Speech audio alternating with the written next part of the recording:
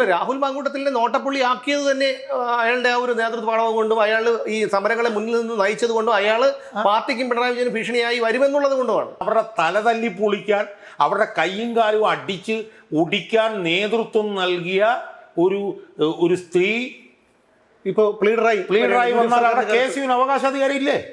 അതിഭീകരമായിട്ടുള്ള SFI സ്റ്റാലിനിസവും SFI തേർവാഴ്ചയും നടക്കുന്ന ഒരു കോളേജിൽ ആ പ്രവർത്തനങ്ങൾക്ക് നേതൃത്വം നൽകിക്കൊണ്ടിരുന്ന SFIക്കാരിൽ ഒരാളാണ് ഈ ജിയോണ ജെയിംസ് എന്ന് പറഞ്ഞുള്ളൂ. ഇയാളെ ഏറ്റവും കൂടുതൽ പിന്തുണച്ചുകൊണ്ടിരുന്ന ഒരു ചാനലുണ്ട്. ആ ചാനലിൻ്റെ പേരാണ് മീഡിയ വൺ എന്ന് പറഞ്ഞ ചാനൽ. ആ മീഡിയ വൺ എന്ന് പറഞ്ഞ ചാനൽ ഇപ്പോൾ ഒരു ദിവസം അയാളെ വിമർശിക്കുന്ന ഒരു പരിപാടിയെങ്കിലും കൊടുക്കാത്ത ദിവസങ്ങളില്ല. അത് 2 മാസമേ ആയിട്ടുള്ളൂ എന്ന് ഓർത്തോണം. നമസ്കാരം. കഴിഞ്ഞ 3-4 വർഷങ്ങളായി പൊരിഞ്ഞ പോരാട്ടത്തിലായിരുന്നു. എങ്ങനെയെങ്കിലും പിണറായി വിജയൻ എന്ന ധാർഷ്ട്യക്കാരനായ മുഖ്യമന്ത്രിയെ അധികാരത്തിൽ നിന്ന് മാറ്റണം.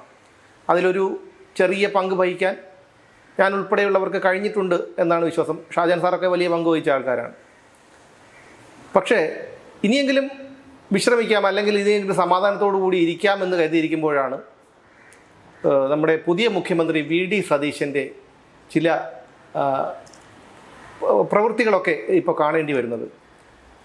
ഈ മൈൻഡ് ബ്രേക്ക് എന്നൊക്കെ നമ്മൾ പരിഹസിച്ച് പിണറായി വിജയനെ പറയുമായിരുന്നു. പക്ഷേ ഇപ്പോൾ അക്ഷരാർത്ഥത്തിൽ അത് ഫലത്തിൽ അത് സംഭവിക്കുന്നു എന്നാണ് നമുക്ക് മനസ്സിലാക്കേണ്ടത്. കാരണം പിണറായി വിജയൻ്റെ എല്ലാ മാനറിസങ്ങളും, എല്ലാ സംസാര രീതിയും, ശരീരഭാഷയും ഒക്കെ സതീശനിലേക്കും വന്നുകൊണ്ടിരിക്കുന്നു. പിണറായി വിജയൻ ക്രുദ്ധനായി ക്രൂരമായ മുഖഭാവത്തോടു കൂടിയാണ് പൊതുസമൂഹത്തിന് മുന്നിൽ പ്രത്യക്ഷപ്പെടുന്നതെങ്കിൽ ചിരിച്ചുകൊണ്ട് കഴുത്തറക്കുന്ന രീതിയിൽ സതീശൻ ചിരിച്ചുകൊണ്ടാണ് പ്രത്യക്ഷപ്പെടുന്നത് എന്ന് മാത്രം.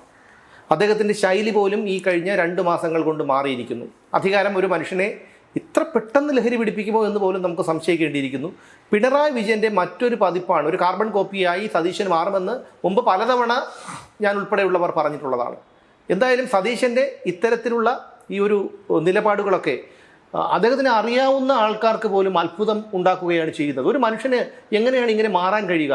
ഇത് അധികാരം അദ്ദേഹത്തിൻ്റെ കയ്യിൽ കിട്ടിയപ്പോൾ അർഹതപ്പെട്ടാത്തത് കിട്ടിയതിൻ്റെ ഒരു ആക്രാന്തത്തിൽ ചെയ്യുന്നതാണോ, അതോ ഇനി ആരുടെയെങ്കിലും ഉപദേശപ്രകാരം ചെയ്യുന്നതാണോ, അതോ ഇനി PR ഏജൻസികൾ പറഞ്ഞു കൊടുത്തതുപോലെ ഈ പിണറായി വിജയനെ പോലെ ആകണം, അല്ലെങ്കിൽ അതുപോലെ പാർട്ടിയെയും എല്ലാവരെയും കയ്യിൽ ഒതുക്കണം എന്ന ഒരു ലക്ഷ്യത്തോടു കൂടിയാണോ അദ്ദേഹം ഇതൊക്കെ ചെയ്യുന്നത്? സുമേഷ്, നമ്മൾ ഇപ്പം എന്നെ സംബന്ധിച്ച് പറയുകയാണെങ്കിൽ കഴിഞ്ഞ 10 വർഷക്കാലമായി ഈ പിണറായി ഭരണത്തിനെതിരെ സമരം ചെയ്ത് കൊണ്ടിരിക്കുന്ന ഒരാളാണ് ഞാൻ മാത്രമല്ല, വേറെ പലരും ഉണ്ട്. എന്ന് മാത്രമല്ല, പിണറായി വിജയൻ ഭരണത്തിൻ്റെ പീഡനം അതിപ്പോൾ സുമേഷ് ഏറ്റിട്ടുണ്ട്. പക്ഷെ സുമേഷ് അത് ആകസ്മികമായി ഏറ്റതാണെങ്കിൽ പിണറായി വിജയൻ കരുതിക്കൂട്ടി എനിക്കെതിരായിട്ട് പലതരത്തിലുള്ള ആക്രമണങ്ങൾ നടത്തുകയായിരുന്നു. കാരണം ഞാൻ പാർട്ടിയിൽ ഉണ്ടായിരുന്ന സമയത്ത് തന്നെ പിണറായി വിജയൻ ഏറ്റവും കൂടുതൽ ദോഷം ഉണ്ടാക്കി വെച്ച ഒരാളാണ് ഞാൻ എന്നുള്ളൊരു അഭിപ്രായം അയാൾക്കുണ്ട്.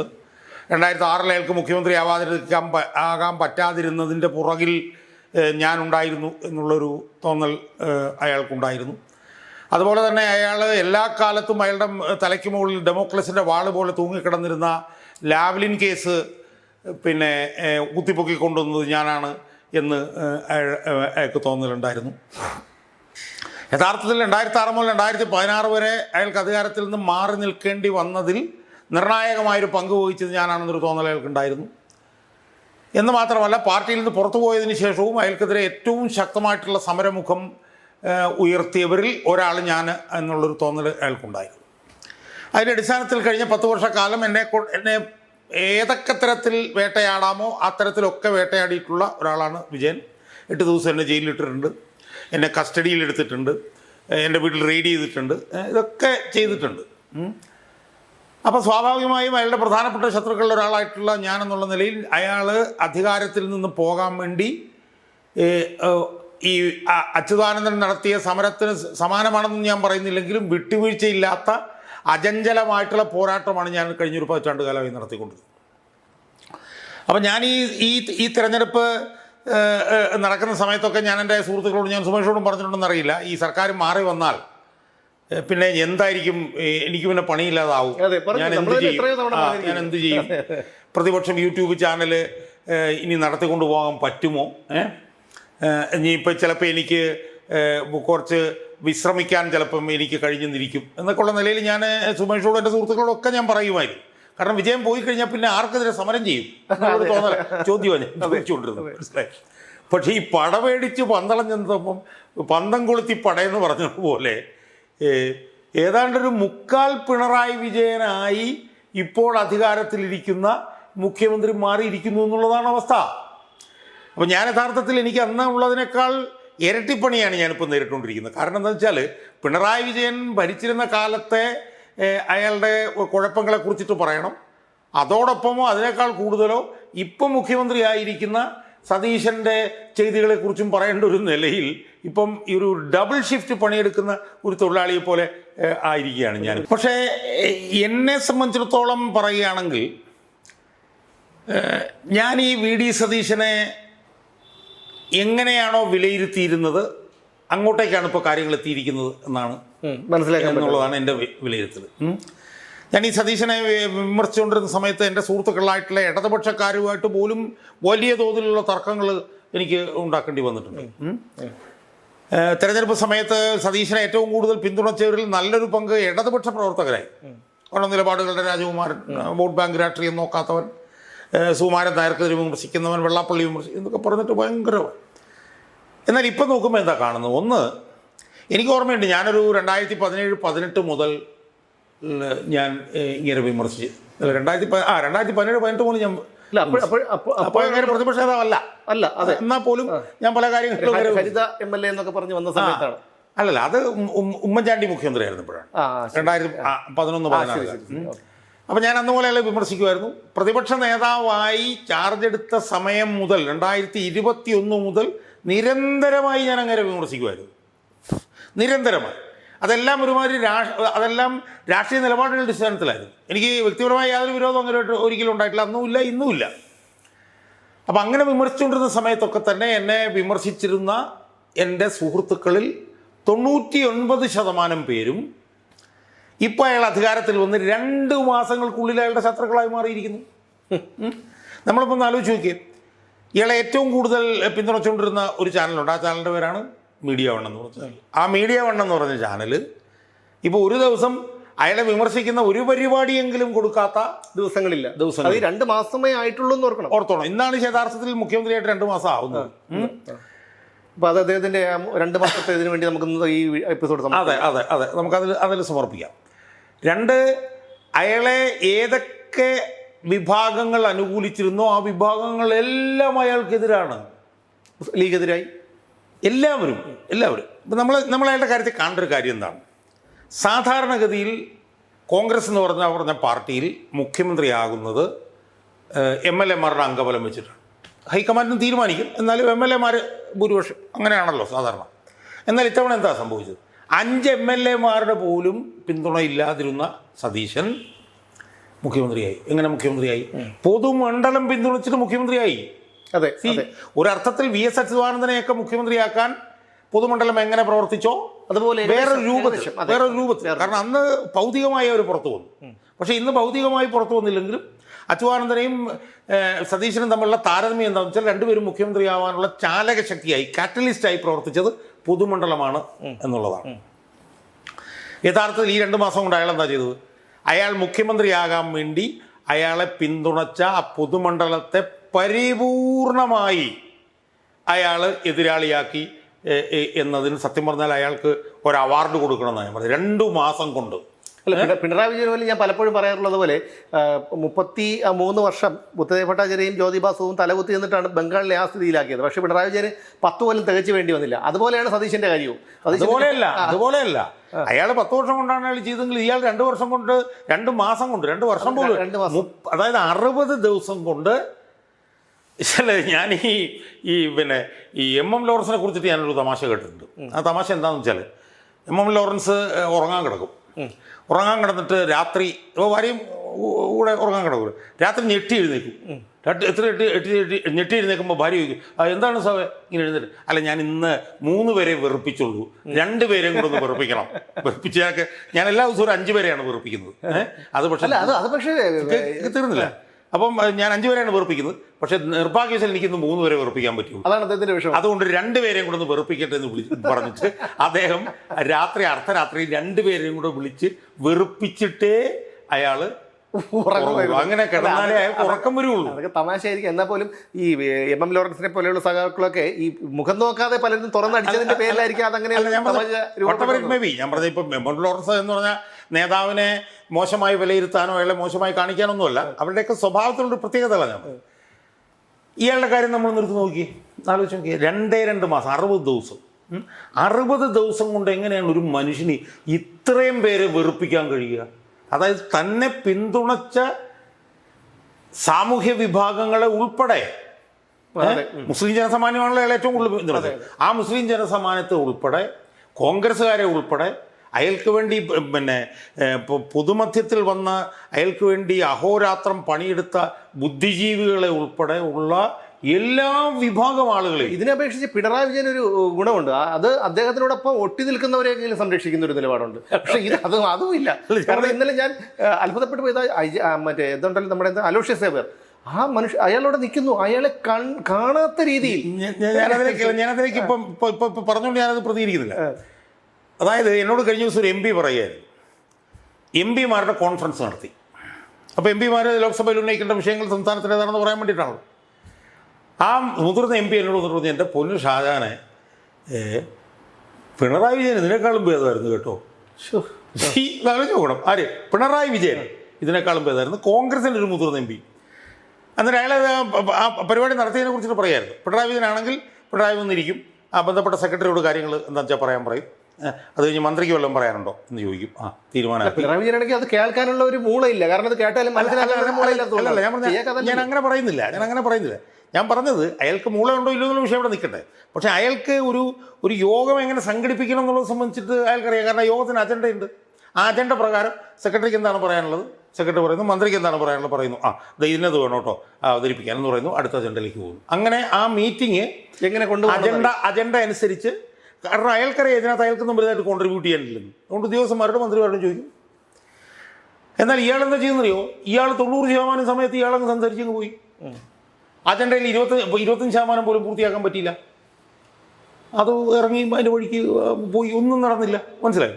അപ്പം ഇയാളെ സംബന്ധിച്ചിടത്തോളം 2 മാസം കൊണ്ട് ഇയാളെല്ലാവരും വെറുപ്പിച്ചു. നമ്മൾ ഇയാളുടെ ഓരോന്നോരോന്ന് എടുത്ത് നോക്കൂ. ജയതിലകൻ എന്ന് പറഞ്ഞിട്ടൊരു ചീഫ് സെക്രട്ടറി, അയാൾക്ക് തന്നെ അറിയാമായിരുന്നു ഈ ഗവൺമെൻറ് ഒന്നും അയാളെ അടുപ്പിക്കില്ലെന്ന്. അതുകൊണ്ട് അയാളുടെ പെൻഷൻ പേപ്പേഴ്സ് പോലും പിണറായി സർക്കാരിൻ്റെ കാലത്ത് അയാൾ ശരിയാക്കി വെച്ചു. കാരണം ഈ ഗവൺമെൻറ് അതിഭീകരമായിട്ടുള്ള എതിർപ്പ് അയാൾ തന്നെ ഞെട്ടിപ്പോയി. അല്ല, അയാൾ ഞാൻ പറഞ്ഞില്ലേ, എനിക്ക് ജയതിലകൻ്റെ കാര്യം കാണുമ്പോഴേ എനിക്ക് ഓർമ്മ വരുന്നത് മായാവി സിനിമയിൽ സലീം കുമാർ ഉണ്ടല്ലോ, ആ നിൽക്കുന്ന ഇതുപോലെയാണ്. അയാൾ എന്തൊരു വീരപരിവേഷം നൽകി ആൾക്കാരെല്ലാം കൂടി കാണിക്കുക. ആ ഒരു ഭാവമായിരുന്നു. അയാൾ 42 ദിവസങ്ങളെ ചേർത്ത്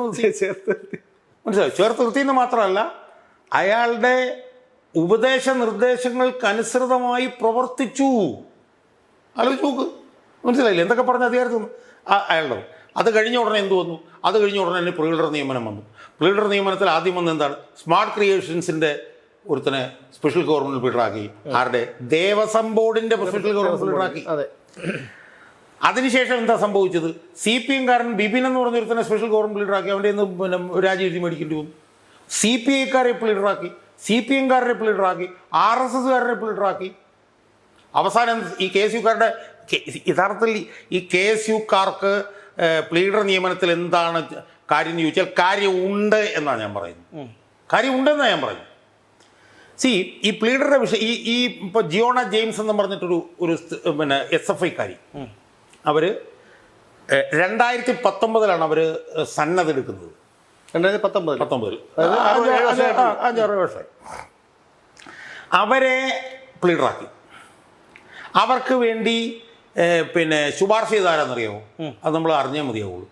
ഡീൻ കുര്യാക്കോസ് എന്ന ഇടുക്കി MP ആണ് ഈ സ്ത്രീക്ക് വേണ്ടി ശുപാർശ എന്നാണ് ഞാൻ മനസ്സിലാക്കി. ഞാൻ അതിനെക്കുറിച്ച് എനിക്ക് കൂടുതൽ അറിയാം. എന്താ കാരണം എന്നറിയാമോ? ഇവർ ഈ ലോ കോളേജ് പഠിക്കുന്ന സമയത്ത് ഞാൻ അവിടുത്തെ വിദ്യാർത്ഥിയായിരുന്നു. ഈ ജിയോണ. കാരണം ഞാൻ അവിടെ ഈവനിങ് കോഴ്സിൽ ഞാൻ പഠിച്ചുകൊണ്ടിരിക്കുകയാണ്. ഇവർ ഈവനിങ് കോഴ്സല്ല, ഇവർ ഡേ. അവർ ഞാൻ ഒരേ സമയത്ത് അവിടെ ഉണ്ടായിരുന്നു എന്നാണ് ഞാൻ പറഞ്ഞു. എൻ്റെ അഭിപ്രായത്തിൽ ഏറ്റവും കൂടുതൽ SFI ഭീകരത കേരളത്തിൽ നടത്തിയിരുന്ന ഒരു കോളേജ് യൂണിവേഴ്സിറ്റി കോളേജാണ്. അറിയാലോ, അവിടെ SFI അടിയാണ്, മനസ്സിലായോ? അവിടെ AISFന്റെ എനിക്കൊന്ന് അരുൺ എന്ന് പറഞ്ഞൊരു നേതാവിനെ അയാളുടെ മുണ്ടുരിഞ്ഞിട്ട് അയാളെ കോളേജിന് ചുറ്റും ഓടിച്ചു. ആര്? SFIക്കാര്. ഏത് SFIക്കാരുടെ കൂടെ മത്സരിക്കാൻ പിന്നെ AISFകാരെ പോലും അനുവദിക്കില്ലായിരുന്നു SFIക്കാർ. അറിയാലോ, അതാണല്ലോ യൂണിവേഴ്സിറ്റി കോളേജ്. ഞാൻ ഉറപ്പിച്ച് പറയാം, യൂണിവേഴ്സിറ്റി കോളേജ് കഴിഞ്ഞാൽ കേരളത്തിൽ ഏറ്റവും അതിഭീകരമായിട്ടുള്ള പിന്നെ SFI ഭീകരം നടന്ന സ്ഥലമാണ് ലോ കോളേജ്. ഞാനവിടെ പഠിക്കുമ്പോൾ ഞങ്ങളവിടെ ചേർന്നു. ഫസ്റ്റ് ദിവസത്തെ ക്ലാസ് നടന്നുകൊണ്ടിരിക്കുക. ഫസ്റ്റ് ദിവസത്തെ ക്ലാസ് നടന്നുകൊണ്ടിരിക്കും. പൊട്ടേ എന്നൊരു ഒച്ച കേൾക്കുന്നു. നോക്കുമ്പോഴത്തേക്ക് എന്താ അറിയും, ഒരു വലിയ കല്ല് വന്ന് ഞങ്ങളുടെ പുറകിലത്തെ ജനലിൽ കൂടെ ക്ലാസ്സിനകത്തേക്ക്. അതാണ് പൊട്ടേ എന്ന് പറഞ്ഞു. ഞങ്ങളുടെ ടീച്ചർ തന്നെ ഞെട്ടിപ്പോയി, മനസ്സിലായോ? ആ കോളേജിൻ്റെ അവസ്ഥ എന്ന് പറഞ്ഞു കഴിഞ്ഞാൽ ഞാനായതുകൊണ്ടാണ്, അല്ലെങ്കിൽ അടി മേടിച്ചിട്ട് പോയത്. ഒരു ദിവസം ഉച്ചയ്ക്ക് എനിക്ക് ഓർമ്മയുണ്ട്. ഒരു ദിവസം ഉച്ചയ്ക്ക് കേസിൻ്റെ പിള്ളേരെ SFIക്കാർ ഓടിച്ചിട്ട് പിന്നെ ഓടിക്കുന്നു. ആ സമയത്ത് എന്തോ ആവശ്യത്തിന് ഞാനും ജനറൽ ഹോസ്പിറ്റലിൽ ഉണ്ടായിരുന്നു. നോക്കുമ്പോൾ കേസിൻ്റെ കുറേ പിള്ളേർ ഓടി വരുന്നു. അപ്പോൾ ഞാനെന്തോ ആവശ്യത്തിന് ഉണ്ടായിരുന്നു. എന്നോട് പറഞ്ഞു, സാറ് ഓടിക്കുമെന്ന് പറഞ്ഞു. ഞങ്ങൾ കേസ് പിള്ളേരുടെ കൂടെ ഓടി അവിടെ ഒരു മുറിക്കകത്ത് ഇരുന്നു. കാരണം വെച്ചാൽ പുറത്ത് SFIക്കാർ കല്ലും കട്ടയും കുറുടിയൊക്കെ ആയിട്ട് പുറത്ത് വന്ന് നിൽക്കുകയാണ്. അതിൻ്റെ കൂട്ടി ഞാനും കുരുങ്ങിപ്പോയി. എനിക്കൊന്ന് UDF സർക്കാർ ഭരിക്കുമ്പോഴാണെന്ന് എനിക്കറിയില്ല. ഞാൻ എന്നിട്ട് അന്ന് DGP ആയിരുന്ന ഇയാളുണ്ട്, ലോകനാഥ് ബെഹ്റ. അയാളെ ഞാൻ അവിടെ നിന്ന് ഫോൺ ചെയ്തു. എനിക്കൊന്ന് UDF ഭരിക്കുമ്പോഴാണെന്ന് എനിക്ക് തോന്നുന്നു, 2011 മുമ്പ്. എന്നിട്ട് അയാൾ കുറേ പോലീസുകാരെ വിട്ടിട്ടാണ് എനിക്ക് കൂടെ തടി കാത്തു പുറത്ത്, അല്ലെങ്കിൽ എൻ്റെ കൈകാലം ഒന്ന് തല്ലി ഓടിച്ചേനെ. ഈ കോളേജിനകത്ത് ഞാൻ പിന്നെ CPM വിരുദ്ധനാണെന്ന് അറിയാമെങ്കിൽ പോലും ഞാനൊരു സീനിയർ ആയതുകൊണ്ടാണ് എന്നെ വെറുതെ വിട്ടത്. അല്ലെങ്കിൽ ഒരു സംശയവും അടിയുള്ളാതെ ഞാൻ വരില്ലായിരുന്നു. അവിടെ എന്തായിരുന്നു അവസ്ഥ എന്നറിയാം? അവിടെ ഒരു 4:30 കഴിഞ്ഞ് കഴിഞ്ഞാൽ പിന്നെ ഒരു KSUക്കാരനും അവിടെ നിൽക്കാൻ പറ്റില്ല. നിന്നാൽ അവനെ അടി ഉറപ്പാണ്. അവനെ അടിച്ച് അവനെ ഓടിക്കും. പിന്നെ അവന്മാരുടെ വിഹാര കേന്ദ്രമാണ്. അവിടെ ചെന്ന് കഴിഞ്ഞാൽ അവിടെ മൊത്തം അവന്മാരാണ്, ആദ്യാവസാനം അവന്മാരാണ്. തെരഞ്ഞെടുപ്പിനൊക്കെ KSUക്കാർ വരും, നോമിനേഷൻ പേപ്പറായിട്ട് വരും, ഇങ്ങോട്ട് വരും. ആ നോമിനേഷൻ പേപ്പർ എടുത്ത് കീറിക്കളയും, അടിച്ച് പോയിക്കോടാന്ന് പറയും. അപ്പം ഇത്രയ്ക്ക് ഭീകരമായിട്ടുള്ള, അതിഭീകരമായിട്ടുള്ള SFI സ്റ്റാലിനിസവും SFI തേർവാഴ്ചയും നടക്കുന്ന ഒരു കോളേജിൽ ആ പ്രവർത്തനങ്ങൾക്ക് നേതൃത്വം നൽകിക്കൊണ്ടിരുന്ന SFIക്കാരിൽ ഒരാളാണ് ഈ ജിയോണ ജെയിംസ് എന്ന് പറഞ്ഞോളൂ. അവർ SFIക്കാരി ഈ പ്രവർത്തനങ്ങൾക്ക് നേതൃത്വം കൊടുത്തുകൊണ്ടിരുന്നത്. അവിടെ പിന്നീട് ഇവർ പോയി കഴിഞ്ഞപ്പോഴത്തേക്ക് KSU അധികാരത്തിൽ വന്നു. അവിടെ യൂണിവേഴ്സിറ്റി ജയിച്ചു 30 അപ്പോൾ അന്ന് ചെയർമാനായിരുന്ന ഒരു അപർണ പ്രസന്നൻ എന്നും പറഞ്ഞിട്ടൊരു പെൺകുട്ടി. ഞാൻ അവരോട് സംസാരിച്ചപ്പോൾ അവർ പറഞ്ഞതാണ്, അവരോട് പറഞ്ഞു, എൻ്റെ സാറേ അതിൽ നിന്ന് ഏറ്റവും കൂടുതൽ നേതൃത്വം കൊടുത്തവരാണ് ഇവർ, ജീവന. അങ്ങനെ SFIക്കാരെ അടിച്ചൊതുക്കാൻ, തല്ലി തകർക്കാൻ, അവരുടെ തല തല്ലി പൊളിക്കാൻ, അവരുടെ കൈയും കാലും അടിച്ച് ഒടിക്കാൻ നേതൃത്വം നൽകിയ ഒരു സ്ത്രീ ഇപ്പോൾ പ്ലീഡറായി വന്നാൽ അവിടെ KSUവിന് അവകാശാധികാരം ഇല്ലേ? അല്ല, അതിപ്പോ ഡീൻ കുര്യാക്കോസിന്റെ ബന്ധുക്കൾ ആരെങ്കിലും ആയിരിക്കും. അതുകൊണ്ട് നമ്മളെ കുറിച്ച് ഞാനൊന്നും പറയുന്നില്ല. ഞാൻ പറഞ്ഞത്, അങ്ങനെ ഒരാളെ പ്ലീഡറാക്കിയിട്ടുണ്ടെങ്കിൽ അവരെ മാറ്റിയേ മതിയാവൂ എന്ന് പറയാനുള്ള എല്ലാ അവകാശവും KSUവിനുണ്ട്. അത് KSU ഉയർത്തുമ്പോൾ ഈ VD സതീശൻ എന്ന് പറഞ്ഞാൽ, ഈ ഞാൻ പറയുന്നില്ലെന്നും 2 മാസം ആയതുകൊണ്ട് ഞാൻ ആ വാക്ക് ഉപയോഗിക്കുന്നില്ല, അവിടെ മറുപടി no no no no no ഇവരാരാണ് KSUക്കാർ? ഞാൻ ചോദിക്കുന്നത് ഞാൻ ആ വാക്ക് ഞാൻ ഉപയോഗിക്കുന്നില്ല. പക്ഷെ ഇയാളുടെ തറവാട്ട് വകയാണോ കേരളം ആണോ? ഇയാൾ ആരാണ് യഥാർത്ഥത്തിൽ ഈ VD സതീശൻ എന്ന് ഞാൻ ചോദിക്കുന്നത്. ആരാണ് ഇയാൾ? എന്ത് പ്രവർത്തനമാണ് ഇവിടെ നടത്തിയത്? ഇയാൾ പ്രതിപക്ഷ നേതാവായിട്ട് എന്ത് പ്രവർത്തനമാണ്? ഇത് നമ്മളൊക്കെ പറഞ്ഞ് മനം പുരട്ടുന്ന വാക്കുകളാണ്. അപ്പൊ അതുകൊണ്ട് 5 കൊല്ലം പ്രതിപക്ഷ നേതാവായിട്ടിട്ട് ഒരു ചുക്കും ചുണ്ണാമ്പും ചെയ്യാതെ സർക്കാരിനും പിണറായി വിജയനും വേണ്ടി പണിയെടുത്ത പ്രതിപക്ഷ നേതാവാണ് VD സതീശൻ. അങ്ങനെ കേരളത്തിലെ ലക്ഷക്കണക്കിന് ആളുകൾ പിണറായി വിജയനോടുള്ള വിരോധത്തിൻ്റെ അടിസ്ഥാനത്തിൽ ഉണ്ടാക്കി കൊടുത്ത ഒരു സ്ഥാനത്ത് കയറി ഇരുന്നിട്ട്, ഞാൻ ചോദിക്കട്ടെ, കഴിഞ്ഞ കുറേ വർഷങ്ങളായിട്ട് ആരാ ഇവിടെ സമരം ചെയ്തുകൊണ്ടിരുന്നത് ഈ ഗവൺമെന്റിനെതിരെ ഏറ്റവും സുപ്രധാന സമരങ്ങൾ മുഴുവൻ നടത്തിയത് KSUക്കാർ, യൂത്ത് കോൺഗ്രസ്സുകാരും അല്ലേ? അതെ. കോൺഗ്രസ്സുകാർ എവിടെയാണ് സമരം നടത്തിയത്?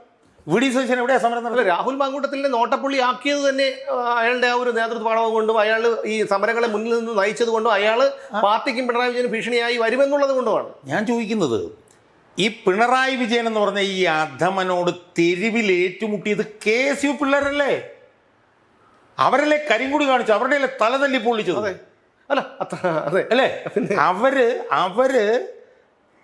അവര് അനുഭവിച്ച ദുരിതം, ലോ കോളേജിലൊക്കെ അനുഭവിച്ച ദുരിതത്തിന്റെ സമയത്ത് ഈ സതീശൻ പ്രതിപക്ഷത പറഞ്ഞാൽ ഏത് മാളത്തിലായിരുന്നു അയാൾ? എവിടെയാണ് അയാൾ കെ എസ് യുക്കാർക്ക് വേണ്ടിയിട്ട് സമരം ചെയ്യാൻ വന്നത്? കെ എസ് യുക്കാരുടെ ചോര ചിന്തിയപ്പോൾ അയാൾ ഏത് മാളത്തിലായിരുന്നു? അപ്പം സ്വാഭാവികമായും അങ്ങനെ കെ എസ് യു എന്ന് പറഞ്ഞ പാർട്ടിയെ അടിച്ച് തകർത്ത് തരിപ്പണമാക്കി അവരുടെ തലതല്ലി പൊളിച്ച് അവരുടെ ചോര ചിന്തുന്നതിന് നേതൃത്വം നൽകിയ ഒരു SFI-കാരി അവർ വന്ന് രണ്ട് വർഷം മുമ്പ് ലോയേഴ്സ് കോൺഗ്രസിൽ ചേരുകയാണ്. ഉടനെ ഏതോ ഒരുത്തം വന്ന് എഴുതി കൊടുക്കുകയാണ്. അതൊന്നും അടക്കം സമ്മതിക്കാൻ പറ്റില്ല. അത് മാത്രമല്ല, ഇവന്മാരെ പോലുള്ളവരെ കൂടി ഈ പാർട്ടിയെ നശിപ്പിക്കുമെന്നാണ് ഇപ്പൊ തോന്നുന്നത്. കാരണം 2029 തെരഞ്ഞെടുപ്പ് നടക്കുമെന്ന് പറയുന്നു. അങ്ങനെ വന്നാൽ പോലും ഇനി എന്താകുമെന്ന് നമുക്ക് കണ്ടറിയേണ്ടി വരും. അല്ല, ഞാൻ പറഞ്ഞ 2029 ഞാൻ പോകുന്നില്ല. അതിന് മുമ്പ് തന്നെ ഭയങ്കര അപകടത്തിലേക്കാണ് ഇത് പോകുന്നത്. ഇപ്പോൾ അലോഷ്യസ് സേവിയർ എന്ന് പറഞ്ഞിട്ടുള്ള ചെറുപ്പക്കാരനെ കുറിച്ചിട്ട് എനിക്ക് വലുതായിട്ടൊന്നും അറിയില്ല. പക്ഷേ എനിക്ക് അഭിമാനം തോന്നുകയാണ്. അലോഷ്യസ് സേവിയർ എന്ന് പറഞ്ഞിട്ടുള്ള അയാൾ ആരുടെ താല്പര്യമാണ് സംരക്ഷിക്കേണ്ടത്? അയാൾ ആരുടെ സംഘടനയുടെ താല്പര്യമാണ് സംരക്ഷിക്കുന്നത്? അയാൾ പറഞ്ഞ എന്താണ്? നിങ്ങൾ പ്രതിപക്ഷത്തായിരുന്നപ്പോഴത്തേക്കും സമരം ചെയ്യാൻ വേണ്ടി ഞങ്ങളെ ഫോൺ വിളിച്ച് പറയും, KSUക്കാരാ സമരം ചെയ്യുമെന്ന് പറയും. ഇപ്പം ഫോൺ വിളിച്ചാൽ എടുക്കുന്നില്ലെന്ന്. അത് മാത്രമല്ല, ഒരു KSU നേതാവിന് ഈ മുഖ്യമന്ത്രിയെ കാണാൻ കാത്തിരിക്കേണ്ട അവസ്ഥ ഉണ്ടാകും എന്ന് പറയുമ്പോൾ ഒന്ന് ആലോചിച്ച് നോക്കി. ഞാൻ അതിലേക്ക് വരാം. അപ്പോൾ അയാൾ പറഞ്ഞതിനകത്ത് എന്താണ് തെറ്റ്? ഞാൻ പറഞ്ഞത് ഞാൻ ചോദിക്കുന്നത് കഴിവിൻ്റെ അടിസ്ഥാനത്തിൽ മാത്രമാണോ നിങ്ങൾ പ്ലീഡർമാരെ വെക്കുന്നത്? അങ്ങനെയാണെങ്കിൽ ഇന്നലെ വരെ CPM-നകത്ത് നിന്ന് ഒരു നല്ല അഭിഭാഷകൻ വന്നിട്ട് അവനെ നിങ്ങൾ പ്ലീഡറാക്കുമോ? അപ്പോൾ കഴിവ് മാത്രം കൊണ്ടുവരണം. കഴിവ് വേണം, സംശയമൊന്നുമില്ല.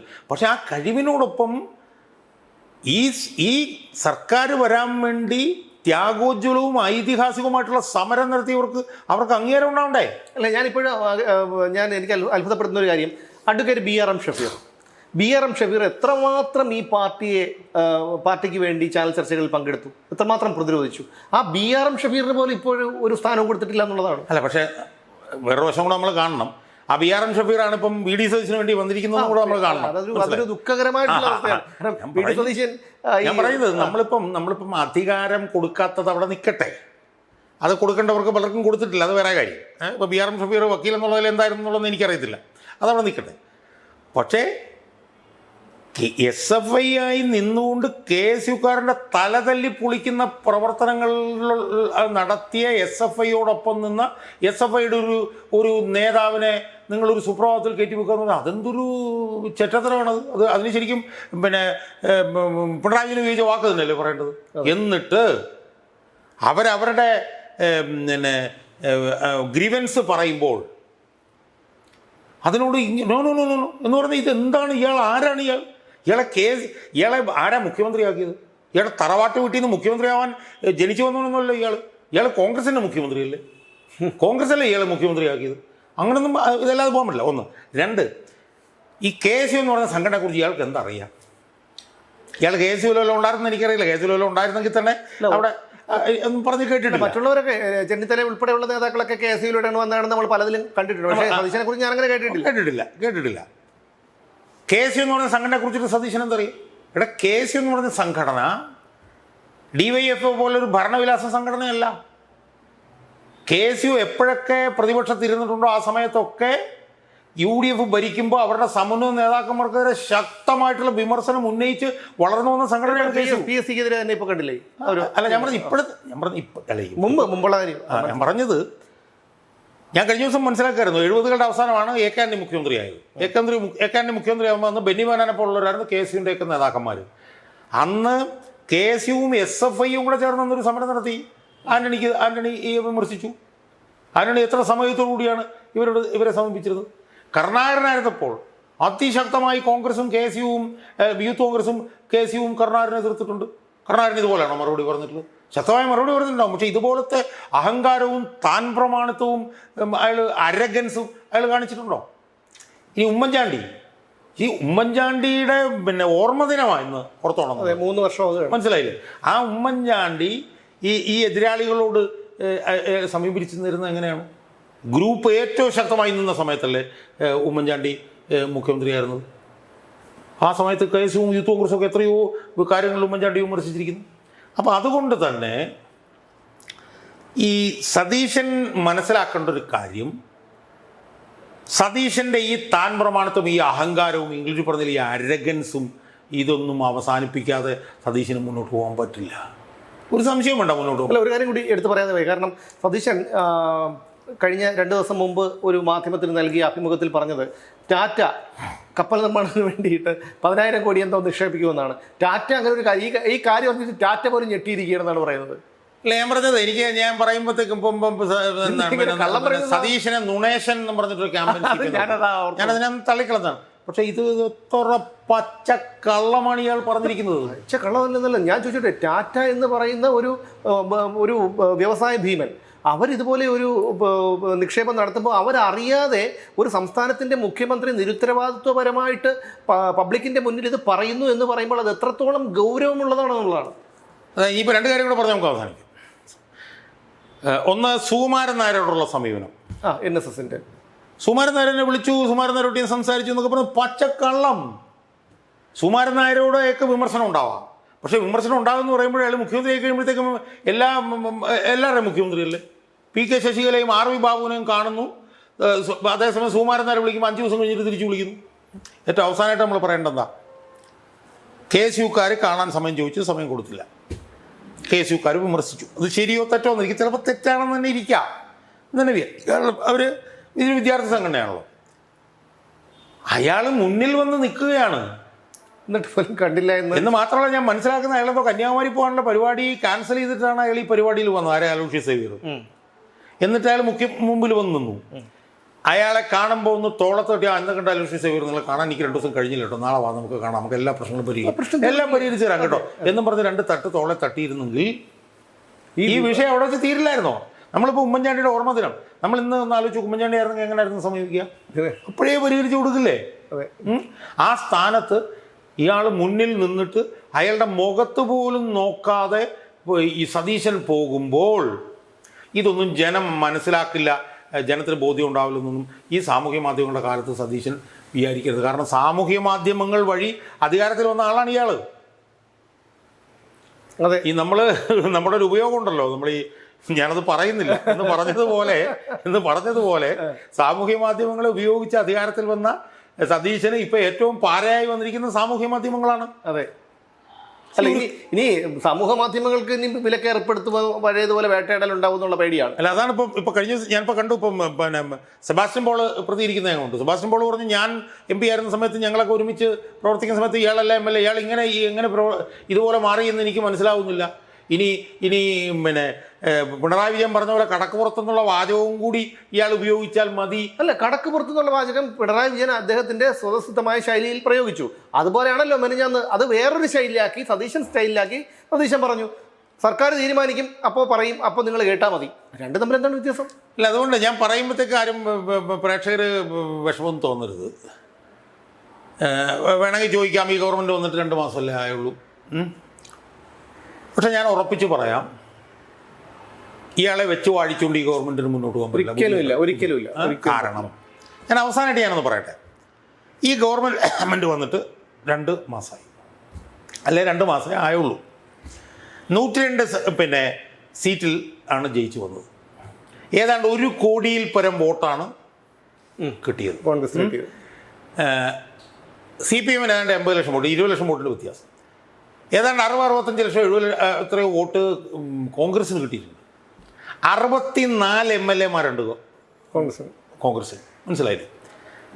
അപ്പോൾ ഇപ്പോൾ യഥാർത്ഥത്തിൽ ഈ 2 മാസത്തിൽ നടക്കേണ്ടിയിരുന്നത് എന്തായിരുന്നു? നമ്മളൊന്ന് വിഷ്വലൈസ് ചെയ്ത് നോക്കി. ഈ 2 മാസത്തിൽ നടക്കേണ്ടിയിരുന്നത് ഈ LDF-നെതിരെയും CPM-നെതിരെയും ഉള്ള അചഞ്ചലമായിട്ടുള്ള അതിരൂക്ഷമായിട്ടുള്ള ആക്രമണമായിരുന്നില്ല ഈ 2 മാസത്തിനുള്ളിൽ നടക്കേണ്ടിയിരുന്നത്. അതെ, എന്നുവെച്ചാൽ CPM-കാരുടെ അഴിമതി അന്വേഷിക്കുക, അവരെ എടുത്തിട്ട് തച്ച് തകർക്കുക, ചതയ്ക്കുക, ഓടിച്ചു മടക്കി കക്ഷത്തിലൊക്കെ, ഇതല്ലേ നടക്കേണ്ടിയിരുന്നത്. എന്നാൽ കഴിഞ്ഞ 2 മാസം കൊണ്ട് എന്താ നടന്നത്? ചത്ത കിടന്ന പിണറായി വിജയൻ ചാടി എണീറ്റ് 4 റൗണ്ട് ഓടാൻ പോലും ആരോഗ്യമുള്ള ആളായി മുണ്ടുമടക്കി കുത്തി, ആരൊക്കെ പഴുത്തിരിക്കുക വരെ പിണറായി വിജയൻ മുണ്ടുമടക്കി കുത്തി.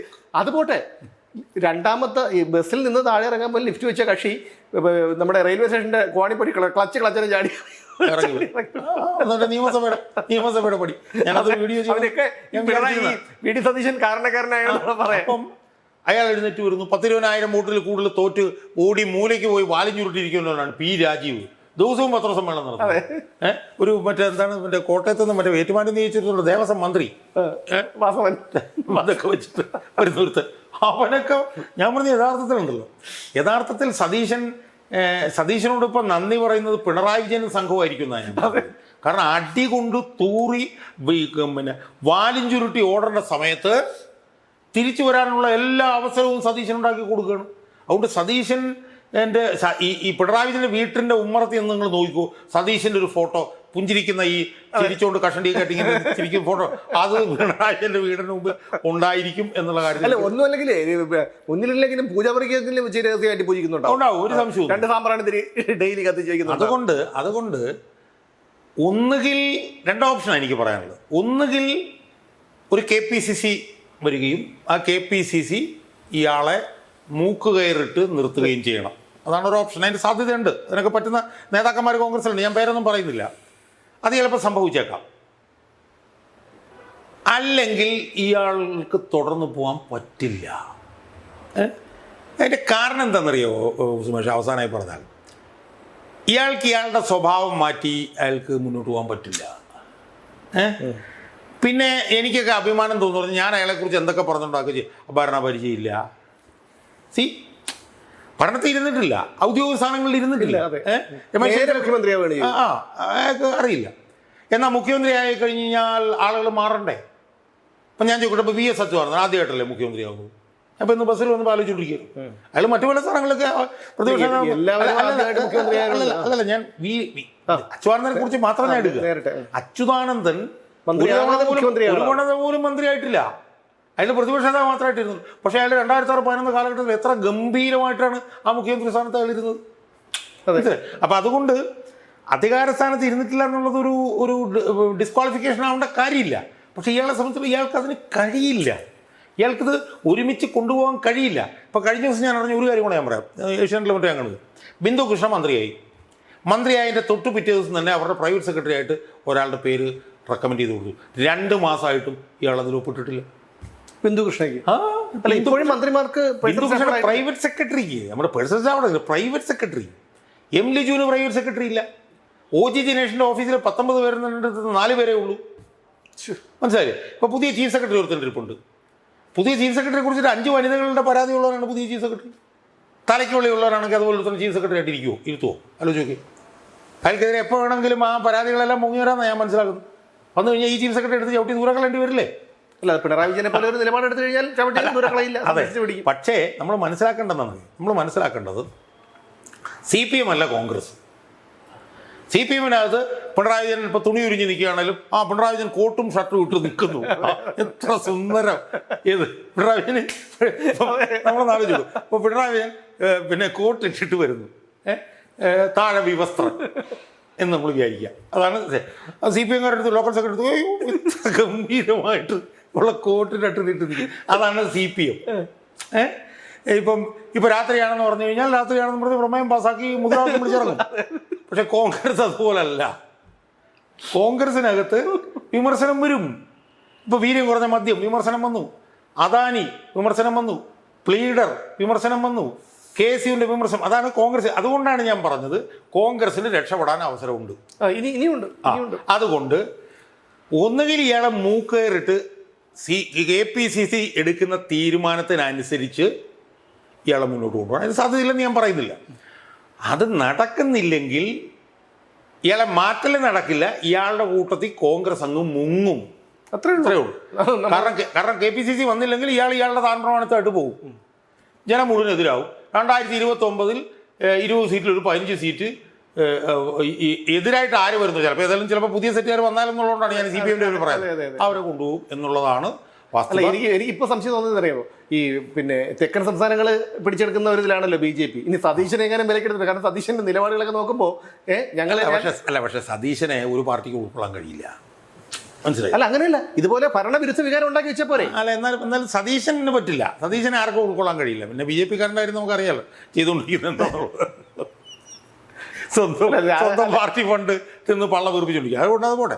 ഞാൻ പറഞ്ഞു വരുന്നത് കോൺഗ്രസിന് രക്ഷപ്പെടാൻ ഇനിയും അവസരമുണ്ട്. കോൺഗ്രസിന് അടുത്ത തവണയും കൂടെ വേണമെങ്കിൽ ഇവിടെ അധികാരത്തിലിരിക്കും. പക്ഷേ അതിൻ്റെ മാറ്റം ഈ വി.ഡി. സതീശനിൽ വരുത്തിയില്ലെങ്കിൽ കട്ട പുകയായിരിക്കും എന്നുള്ള കാര്യത്തിൽ ഒരു സംശയവും എന്നെ സംബന്ധിച്ചിടത്തോളം ഇല്ല. എനിക്ക് ഈ വി.ഡി. സതീശൻ്റെ ഇപ്പോഴത്തെ നിലപാടുകളും ശരീരഭാഷയും ഒക്കെ കാണുമ്പോൾ ഓർമ്മ വരുന്നത് നീലക്കുറുക്കൻ്റെ കഥയാണ്. നീലക്കുറുക്കൻ കോഴിയെ പിടിക്കാനായിട്ട് വരുന്നു, ഒരു ചായം കലക്കി വെച്ചിരുന്ന ഒരു ബക്കറ്റിൽ വീഴുന്നു, അവിടെ നിന്ന് കയറുന്നു. അപ്പോൾ കുറുക്കൻ നീല ആയിട്ട് നിൽക്കുന്നു. അപ്പോൾ അങ്ങനെ വരുമ്പോഴത്തേക്കാണ് കുറുക്കൻ, അറിയാമല്ലോ കഥ എല്ലാവർക്കും അറിയാമല്ലോ, ആ കുറുക്കൻ്റെ സ്വതസിദ്ധമായ കൂവൽ നിലാവ് കണ്ടപ്പോൾ കൂവിപ്പോയി. അന്നാണ് മനസ്സിലായത് കുറുക്കൻ എന്താണെന്നുള്ള കാര്യം. അതുപോലെയാണ് സതീശൻ വലിയ രീതിയിലുള്ള പ്രതിച്ഛായയൊക്കെ ഉണ്ടാക്കിക്കൊണ്ടാണ് വന്നത്. പിന്നെ അദ്ദേഹം വന്നത് അദ്ദേഹത്തിൻ്റെ മിടുക്കുകൊണ്ടൊന്നുമല്ല, PR വർക്കിൻ്റെ ഭാഗമായിട്ട് തന്നെയാണ് സതീശൻ വന്നത്. എന്തായിരുന്നാലും ഇപ്പോഴും അദ്ദേഹത്തിൻ്റെ പ്രവർത്തികളൊക്കെ അത് തന്നെയാണ്. PR വർക്കിൻ്റെ ഭാഗമായിട്ട് അവരുടെ നിർദ്ദേശാനുസരണം നടത്തുന്നു എന്ന് വേണം നമുക്ക് മനസ്സിലാക്കാൻ. കാരണം ഒരിക്കലും യോജിക്കാൻ കഴിയാത്ത കാര്യമാണ് സതീശൻ്റെ ഭാഗത്തു നിന്നുണ്ടാകുന്നത്. വളരെ നിരാശയോടുകൂടിയാണ് ഇത് പറയുന്നത്. നമ്മളെ സംബന്ധിച്ചിടത്തോളം പിണറായി വിജയനെ എങ്ങനെയെങ്കിലും അധികാരത്തിൽ നിന്ന് ഇറക്കണം. കാരണം അദ്ദേഹം ഇരുന്നാലും നമുക്ക് പ്രശ്നമൊന്നുമില്ലായിരുന്നു. പക്ഷേ അദ്ദേഹത്തിൻ്റെ നിലപാടുകൾ, അദ്ദേഹത്തിൻ്റെ ഒരു പ്രവൃത്തികളൊക്കെ ഞാൻ കൂടുതൽ പറയേണ്ട കാര്യമില്ല. പക്ഷേ ഈ കണക്കിന് പോയാൽ സതീശൻ ഓടിക്കുന്ന വണ്ടി ഒരുപാട് കാലം മുന്നോട്ട് പോകില്ല എന്നുള്ള കാര്യത്തിൽ യാതൊരു തർക്കവുമില്ല. അപ്പോൾ അതുകൊണ്ട് ജനങ്ങളാണ് ഇവിടെ എല്ലാം എന്നുള്ള കാര്യം മനസ്സിലാക്കിയാൽ നല്ലത്. ഇതൊക്കെ ഈ മുഖ്യമന്ത്രി കസേരയൊന്നും ശാശ്വതമല്ല. പിണറായി വിജയന് 5 വർഷം ഉണ്ടായിരുന്നു, പിന്നീട് അത് 5 വർഷം കൂടെ നീട്ടി 10 വർഷമാക്കി. ഇവിടെ 29 ഇലക്ഷൻ വരുമെന്നാണ് പറയുന്നത്. 29 എന്ന് പറയുമ്പോൾ 26 തീരാറായി. ഇനിയിപ്പോൾ 2 വർഷം ടപ്പേന്ന് പറഞ്ഞ് അങ്ങ് പോകും. അങ്ങനെ വരുമ്പോൾ സതീശൻ്റെയൊക്കെ അവസ്ഥ വളരെ പരിതാപകരമായിരിക്കും എന്ന് മാത്രമല്ല, കോൺഗ്രസിൻ്റെയും അവസ്ഥ പരിതാപകരമായിരിക്കും. ഇതുവരെ KPCCക്ക് ഒരു അധ്യക്ഷൻ പോലും ഉണ്ടായിട്ടില്ല. അത് മുതിർന്ന നേതാക്കൾ അവരുടെ ഈ ഭരണം കിട്ടിയപ്പോൾ അവർക്ക് എന്തോ ഒരു ആക്രാന്തമാണ്. ഗ്രഹിണി പിള്ളേർ ചക്കക്കൂട്ടാൻ കണ്ടതുപോലെയുള്ള ആക്രാന്തത്തിൽ അവർ മുന്നോട്ട് പോവുകയാണ്. പാർട്ടിയാണ് അവരെ അധികാരത്തിൽ കൊണ്ടുവന്നതെന്നും അത് പിണറായി വിരുദ്ധ ഭരണവിരുദ്ധം കൊണ്ട് കിട്ടിയതാണെന്നുള്ള ഒരു ബോധമൊന്നും അവർക്കില്ല. അതെന്തായാലും അവർക്ക് ദോഷം ചെയ്യും എന്നുള്ള ഒരു കാര്യത്തിൽ തർക്കമില്ല. അതുകൊണ്ട് തന്നെ ഈ സതീശനെ വെച്ചുകൊണ്ട് ഈ വണ്ടി അധികകാലം ഓടില്ല എന്നുകൂടി പറഞ്ഞുകൊണ്ട് നിർത്തുന്നു. വീണ്ടും കാണാം.